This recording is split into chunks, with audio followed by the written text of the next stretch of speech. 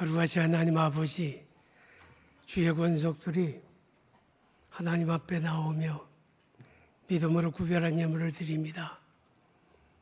은혜를 깨달아 감사함으로 드리며 내게 있는 모든 것이 하나님의 것임을 고백하며 드립니다. 아버지의 귀한 예물을 연락하시고 이 예물이 주님 나라에 합당하게 쓰여지도록 복 내려 주옵소서. 오늘을 시작하여 우리가 이 땅에 주어진 삶을 살아갈 때 우리가 예수의 증인된 삶을 감당하게 하시고 우리가 보고 듣고 말하고 생각하는 모든 것이 믿음 안에 있어 하나님의 영광을 나타내기 합당하게 하옵소서. 말씀을 듣고 아멘하며 기도하며 찬송하는 가운데 우리 하나님의 성령의 역사가 나타나 우리 마음이 열리고 입이 열리고 모든 흉악의 결박이 풀어지고 병든 자가 고침을 받으며 막힌 것이 열려지는 역사가 있게 하옵소서. 예수 이름으로 기도하옵나이다. 아멘. 다음 순서가 성찬식이에요. 그 말은 설교가 엄청 길다는 얘기니까 정신 차리고 잘 들으시면 좋겠어요.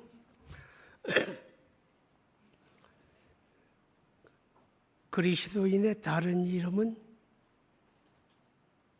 증인입니다. 증인. 옆 사람에게 얘기합시다. 당신은 증인입니다. 누구의 증인일까요? 예수의 증인. 그게 그리스도인입니다.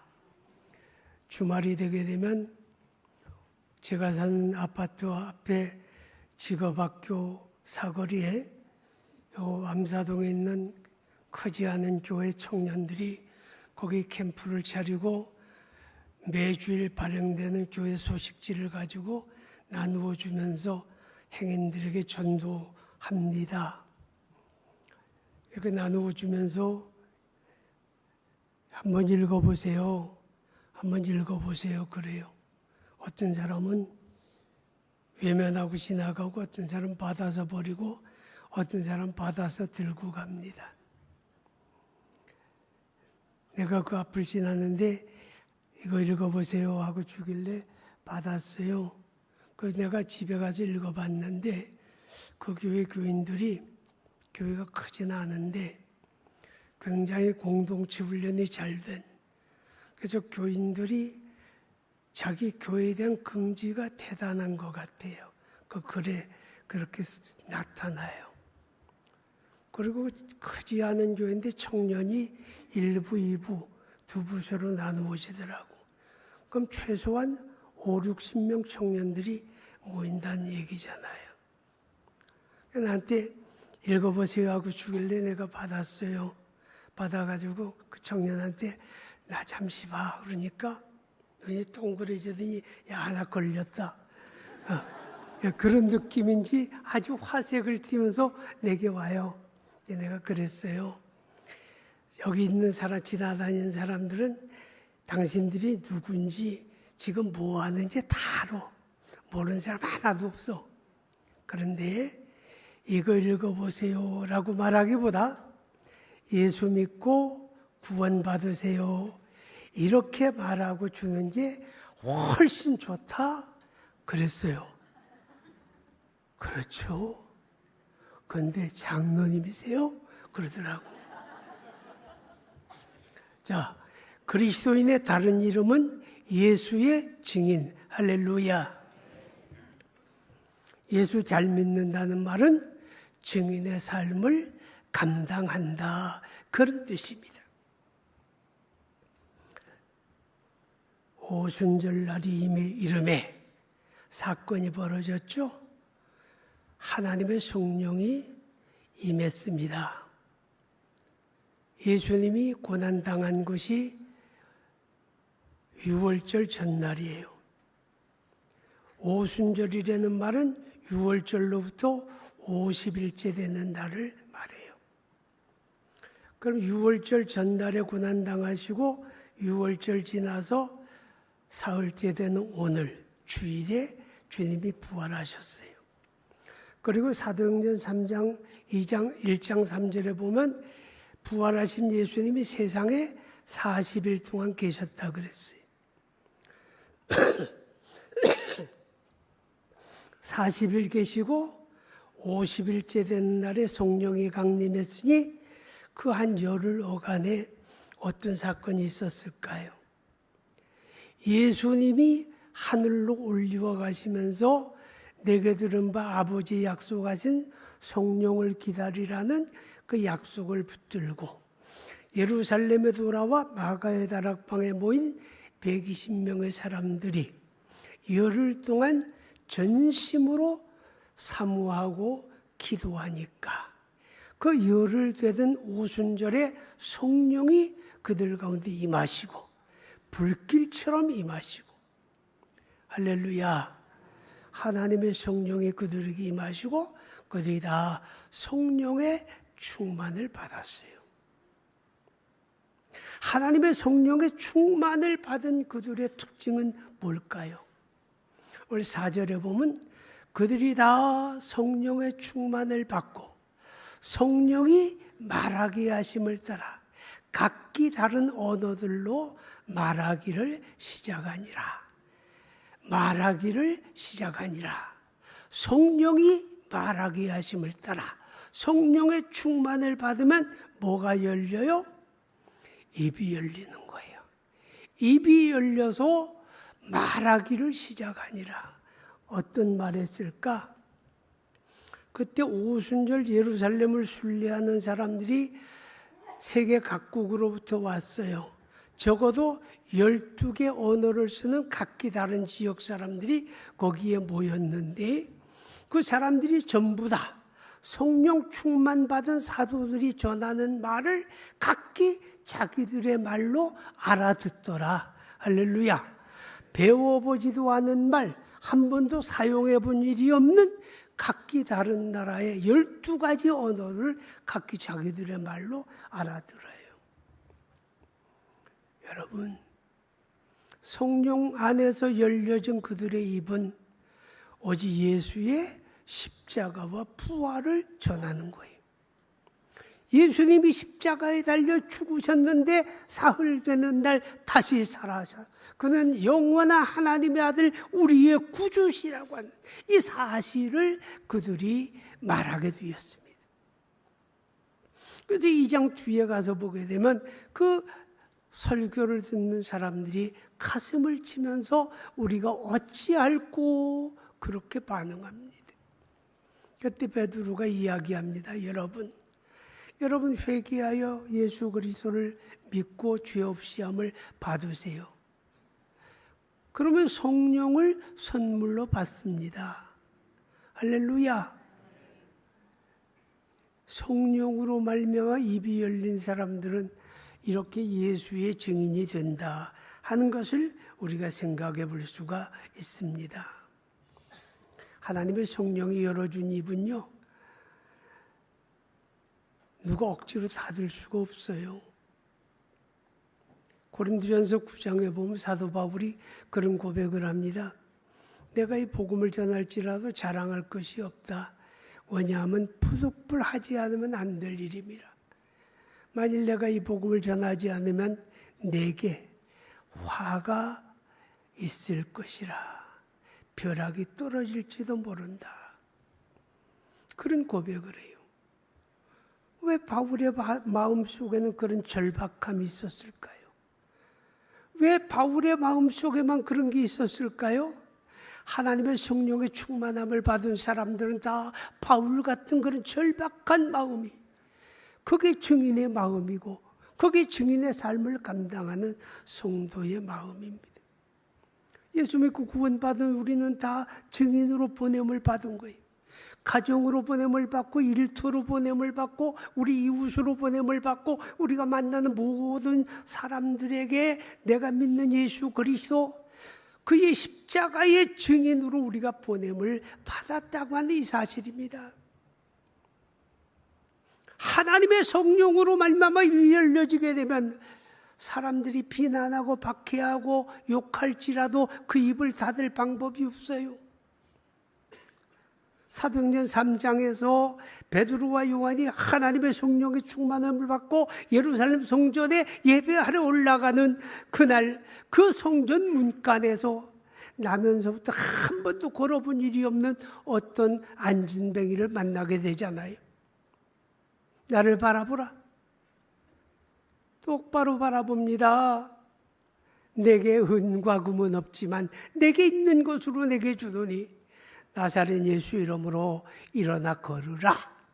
그리고 손을 잡아 일으키니 다리가 펴지고 그가 걷기도 하고 뛰기도 하며 하나님의 성전에 들어가 하나님을 찬미하더라 그랬어요. 이 사건은 어느 예루살렘 한 모퉁이 어두컴컴한 데서 은밀하게 벌어진 사건이 아닙니다. 많은 사람이 예배하려 들어가는 성전 문간에 백주대낮에 수많은 사람들 앞에서 벌어진 놀라운 사건입니다. 그 사건 이후에 온 예루살렘이 뒤집어집니다. 사람들이 삽시간에 입에서 입으로 소문이 전파됩니다. 예수, 예수, 예수, 예수. 자, 그 사실을 알게 된 예루살렘의 교권자들은 긴장합니다. 불안에 떨기 시작합니다. 이대로 두었다가는 온 예루살렘이 우리에게 등을 돌릴지도 모르겠다. 그래서 그들이 예루살렘 공회를 소집하고 베드로와 요한을 체포하여 드립니다. 120명의 의원들이 둘러앉은 그 한가운데 두 사람을 세웠습니다. 이 두 사람은 촌사람입니다. 갈릴리 사람입니다. 누구든지 그 자리에 서게 되면 바짝 졸 수밖에 없어요. 입이 열릴 수가 없어요. 벌벌 떨 수밖에 없어요. 무슨 말을 할지라도 예 그렇게 할 수밖에 없는 그 자리. 그들은 이제 베드로 요한을 향해서 주목하고 이야기합니다. 예수를 말하지 말아라. 예수 이름을 전하지 말아라. 가르치지 말아라. 보세요. 그때 베드로가 입을 열어 말합니다. 여러분, 우리는 다 하나님 앞에 있는데 내가 하나님의 말씀을 듣는 것이 옳습니까? 아니면 여러분의 말을 듣는 것이 옳습니까? 스스로 판단해 보세요. 그럽니다. 그러면서 이어서 하는 말이 우리는 보고 들은 것을 말하지 않을 수가 없다.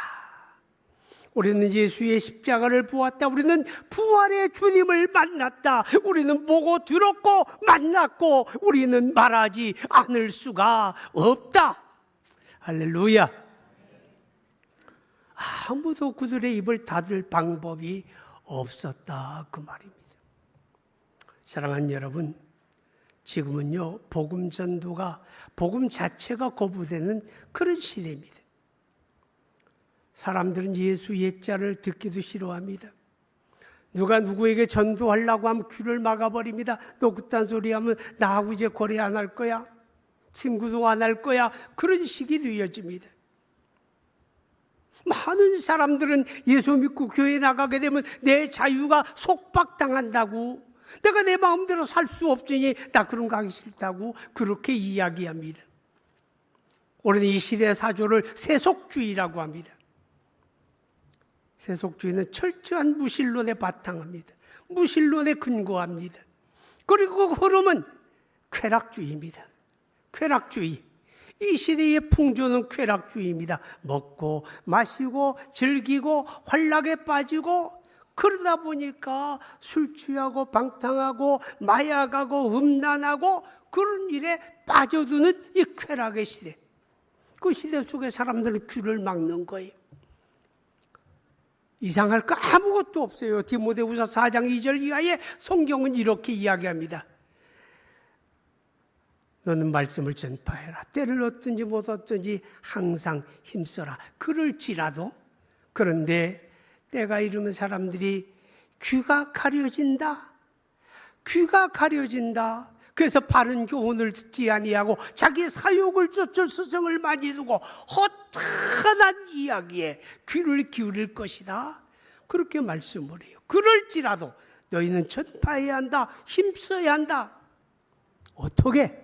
방법이 있습니까? 이 도도한 세속주의 물결 속에서 귀를 닫은 사람들에게 우리가 어떻게 구원의 주님을 말할 수 있을까요? 성령 충만밖에 없습니다. 하나님의 성령으로 말하게 하심을 받아야 합니다. 성령 충만하고 성령 안에 입이 열려져야만 한다 하는 것입니다.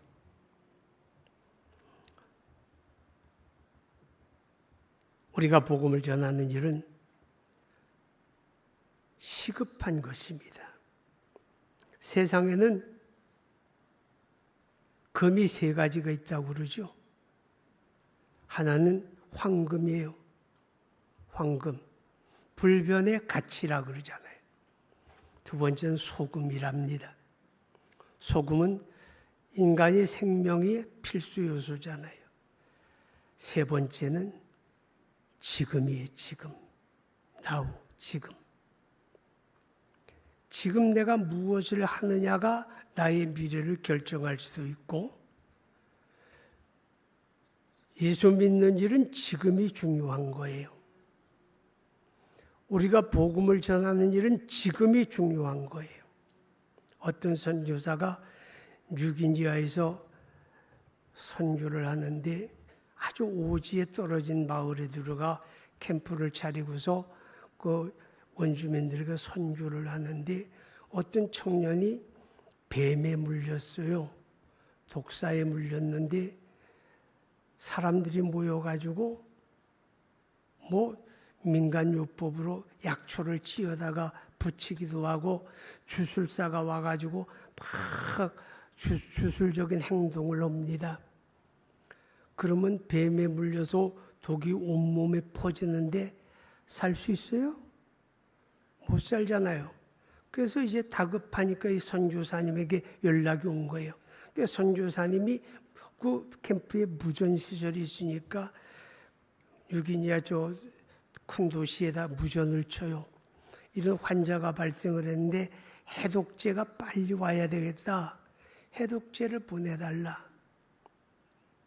그런데 차로 오면 며칠 걸리고 오는 길은 헬기를 띄우는 길밖에 없는데 기상 상태가 안 좋아서 당장 갈 수가 없다 그러는 거죠. 그럼 그 사람은 살아요, 죽어요? 죽는 거예요. 지금이 아니면 안 돼요. 이 땅에 태어나 살아가는 사람들은 뱀에 물려 독이 번지는 것처럼 죄에 물려인 거예요.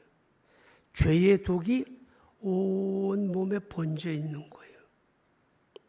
지금 예수 믿지 않으면 안 되는 거예요. 지금이 아니면 기회가 없을지 몰라요. 그래서 시 90편 12절에 시는 이렇게 말하지요. 우리에게 우리의 날 계수함을 가르치사 지혜의 마음을 얻게 하소서. 지금이 중요하다는 거예요. 지금 중요한 거예요. 우리는 어떻게 성령에 충만할 수 있을까요? 성령에 충만해도 되고 충만하지 않아도 되는 게 아니에요. 성도가 성도의 삶을 살아내는 건 성령 충만밖에 없어요. 그건 신앙 연주가 결정하는 게 아니에요. 직분이 결정하는 게 아니에요.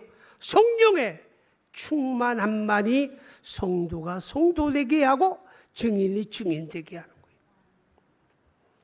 성령 충만함은 오늘 4절에 보니까 보세요. 4절 한번 봐요. 그들이 다 성령의 충만함을 받고, 그들이 누구예요? 그들은 주님의 약속을 믿는 자들이에요. 주님이 3년 반 가까이 제자들을 동고동락하면서 가르치고 훈련했잖아요. 그만하면 그냥 너희는 가서 증인 되어라, 나가 해라 할 거 아니에요, 그죠? 근데 주님의 마지막 말씀이 뭐예요? 하늘로 올리고 가시기 직전에 예루살렘 떠나지 말고 내게 들은 바 아버지 약속하신 성령 기다리라. 성령이 임하시면 예루살렘과 온 유대와 사마리아와 땅끝까지 이르러 내 증인된다 그랬잖아요. 그렇게 훈련했는데도 마지막은 성령 충만밖에 없다는 거예요. 그럼 우리도 성령 충만밖에 없어요. 다른 방법이 없어요. 그럼 성령 충만 누가 받아요? 오늘 성경에 가르쳐줘요. 그들 모두는 누구예요? 주님의 약속을 믿고 하늘로 올리고 가시는 주님의 약속을 받고 예루살렘에 돌아왔어요. 따라하세요. 믿고. 뭘 믿는 거예요? 주의 약속을 믿는 거예요. 성령의 실존을 믿는 거예요. 실체를 믿는 거예요. 그리고 사모하고, 아멘. 사모하고 간절히 사모하는 거예요.